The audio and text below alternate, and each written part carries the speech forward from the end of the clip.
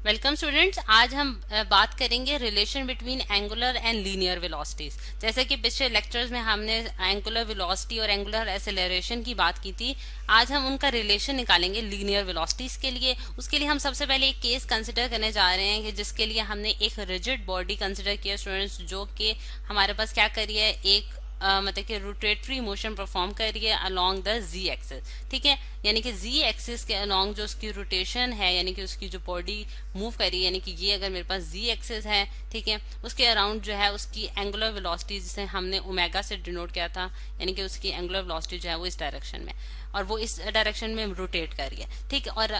हम जानते हैं कि एंगुलर वेलोसिटी की जो डायरेक्शन होती है वो along the axis of rotation होती है, यानी कि जी एक्सिस के अलोंग होगी। अब अगर हम देखें कि हमारे पास ये जो रिजिड बॉडी जिसे ब्राउन एक पीस से शो किया गया है, ठीक है, उसके अंदर हमने एक पॉइंट पार्टिकल कंसिडर किया है, यानी कि इसे मैंने पॉइंट पार्टिकल जो यानी कि एक स्मॉल पार्टिकल, ठीक है, एक पार्टिकल यानी कि पी पार्टिकल मैंने कंसिडर किया है और ये अभी इस पॉइंट पे यानी कि पी पॉइंट पे लाई कर रहा है और इसकी जो रोटेशन यानी कि इसकी जो सर्कुलर मोशन है वो एक डॉटेड लाइन से शो की गई है। ठीक, अब यही डॉटेड लाइन यानी कि इसी चीज को हम एक और फिगर में मैं आपको क्लियर करके दिखाती हूँ। ये स्टूडेंट्स हमारे पास फिगर आ गई और आप देखें कि इसमें हमारे पास क्या है कि हमारे पास इसी पार्टिकल यानी कि पी पार्टिकल के की पोजीशन बताई गई है कि वो पहले ए पोजीशन पे था, ठीक है, और एक्स एक्सिस से यानी कि अगर मैं यहाँ एक एक्स एक्सिस ड्रॉ करूँ, ठीक है, ये मेरे पास एक्स एक्सिस है और ये स्टूडेंट्स मेरे पास वाई एक्सिस है। ठीक है, वाई एक्सिस को कुछ बेहतर कर लेते हैं कि ये हमारे पास क्या है, वाई एक्सिस है। ठीक है, अब वाई एक्सिस और एक्स एक्सिस मैंने ड्रॉ कर दिए हैं। अगर मैं एक्स एक्सिस से ए पॉइंट तक की जो है एंगुलर डिस्प्लेसमेंट नोट करूं, यानी कि जो एंगल के लिहाज से उसमें चेंज आ रहा है वो अगर मैं कहती हूँ वो थीटा चेंज आ रहा है और फिर वो कुछ टाइम के बाद यानी कि डेल्टा टी टाइम के बाद वो बी पॉइंट पे वो पहुंच गया, यानी कि वो पार्टिकल बी पॉइंट पे पहुंचा है, तो उसकी जो डिस्प्लेसमेंट होगी जिसे हम एंगुलर डिस्प्लेसमेंट कहते हैं वो हमारे पास कितनी होगी, यानी कि वो हमारे पास होगी students theta plus delta theta. ठीक है, तो हमारे पास ए और बी के दरमियान जो डिस्प्लेसमेंट होगी वो हमारे पास क्या निकलेगी, डेल्टा थीटा, यानी कि ए से बी तक के जो एंगुलर डिस्प्लेसमेंट है वो हमारे पास क्या है स्टूडेंट्स, डेल्टा थीटा। अब ये चीज यानी कि अगर हम और ये जो हमारे पास ए से बी तक की जो आर्क लेंथ है वो हमारे पास डेल्टा एस है और ये रेडियस है यानी कि जो स्मॉल आर से हमने डिनोट किया, यानी कि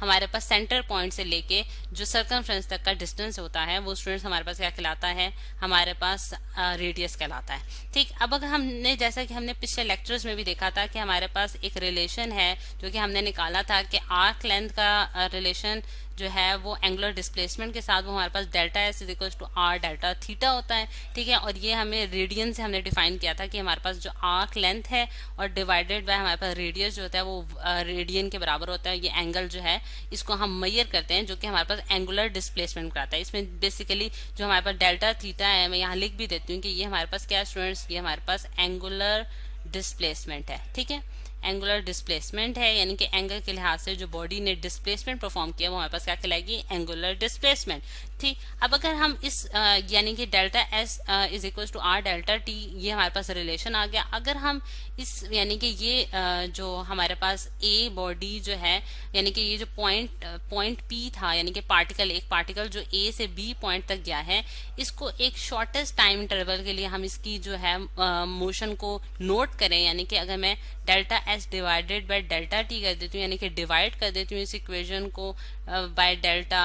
टी, यानी कि एक शॉर्टेस्ट टाइम इंटरवल के लिए जिसमें मैंने इसकी वैल्यू कैलकुलेट की है, तो फिर मेरे पास क्या होगा स्टूडेंट्स कि जैसा कि हमने जानते हैं कि ए से बी तक यानी कि अगर मैं इसी चीज को यहाँ बना दूं तो ये मेरे पास थोड़ा सा कर्व में आ रहा है, यानी कि ए से बी जो है वो हमारे पास क्या कहलाएगी, आर्क लेंथ कहलाएगी। लेकिन अगर मैं बहुत शॉर्ट टाइम इंटरवल यानी कि बहुत शॉर्ट टाइम इंटरवल के लिए इसकी डिस्टेंस की वैल्यू नोट करूं तो वो मेरे पास क्या बन जाती है, स्ट्रेट लाइन डिस्टेंस बन जाती है, यानी कि वो फिर आर्क नहीं रहती, यानी कि उसमें कर्व नहीं रहता। तो इस वजह से मैं अगर बहुत शॉर्ट टाइम इंटरवल के लिए उसकी वैल्यू नोट करूं, यानी कि शॉर्ट टाइम इंटरवल के लिए मैं क्या लिखूंगी, delta T approaches to zero, यानी कि एक इतना छोटा टाइम जो कि अप्रोक्सीमेटली जीरो के बराबर आ जाता है।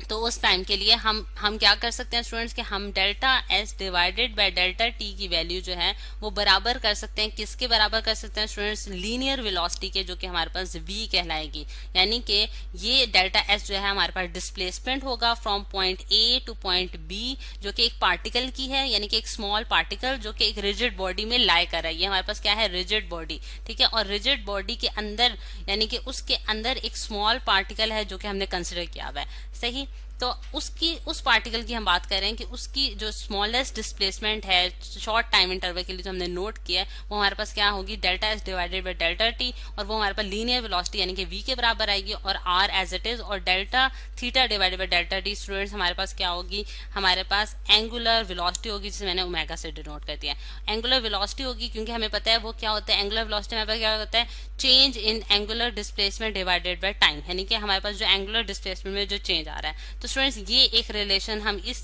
तरह से हमने रिलेशन जो है वो निकाल लिया है, जो कि हमारे पास क्या निकला है? v is equal to R omega, जो कि हमें रिलेशन बता रहा है लीनियर वेलोसिटी और एंगुलर वेलोसिटी के दरमियान, ठीक है। अब एक और रिलेशन हम निकालते हैं जो कि हमारे पास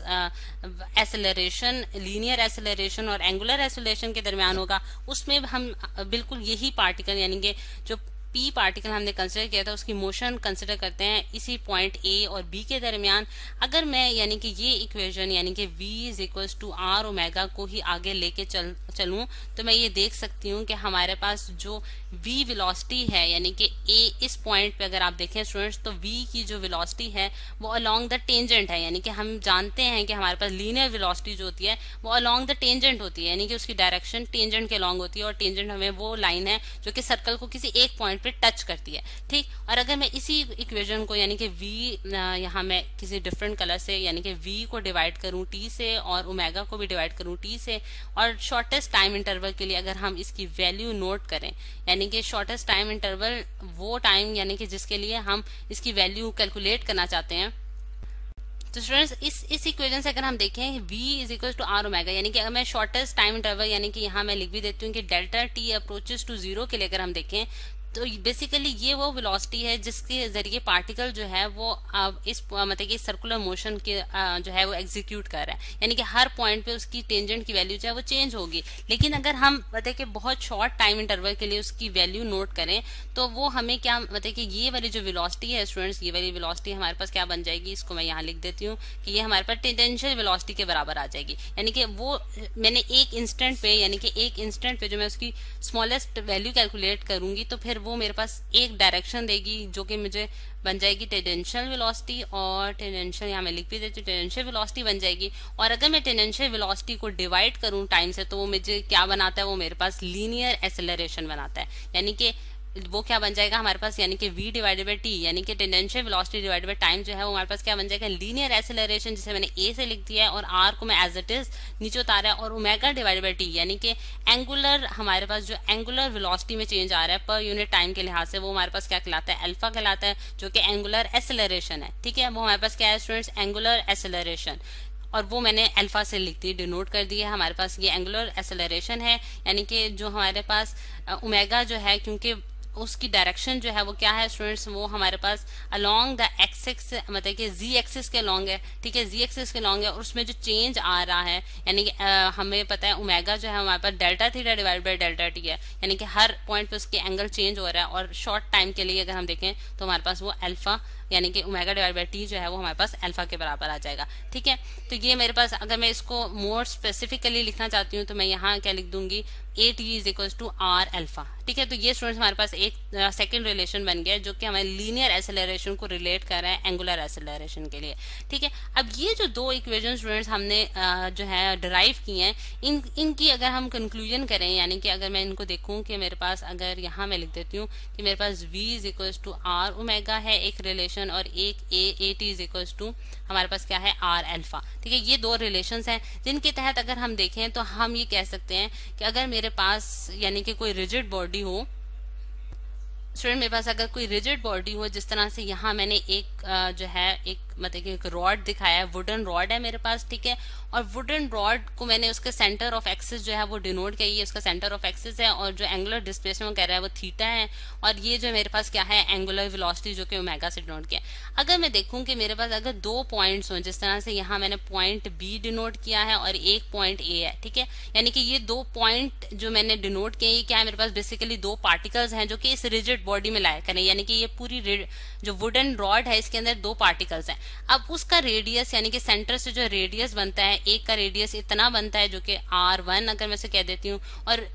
ए पॉइंट तक का जो सेंटर से रेडियस बनता है वो मेरे पास r2 बनता है, ठीक है, ये वो मैंने यहाँ लिख दिया है, ठीक है, यानी कि यहाँ से लेके यहाँ तक का जो डिस्टेंस है वो मेरे पास r2 है, और यहाँ से यहाँ तक का जो डिस्टेंस है वो r1 है। अब r1 डिस्टेंस स्मॉल है, r2 डिस्टेंस लार्ज है, तो इसका क्या मतलब होगा कि लीनियर वेलोसिटी और एंगुलर वेलोसिटी का अगर हम रिलेशन देखें तो वो r पे डिपेंडेंट है, ठीक है, यानी कि वो r से वेरी करेगा, जहां रेडियस ज्यादा होगा वहां उसकी linear velocity with respect to angular velocity की वैल्यू चेंज होगी, और इसी तरह एक्सेलरेशन के केस में भी होगी। लेकिन जब हम होल रिजिड बॉडी कंसिडर करते हैं स्टूडेंट्स, तो उस केस में हमें ये आसानी हो जाती है, यानी कि होल रिजिड बॉडी के केस में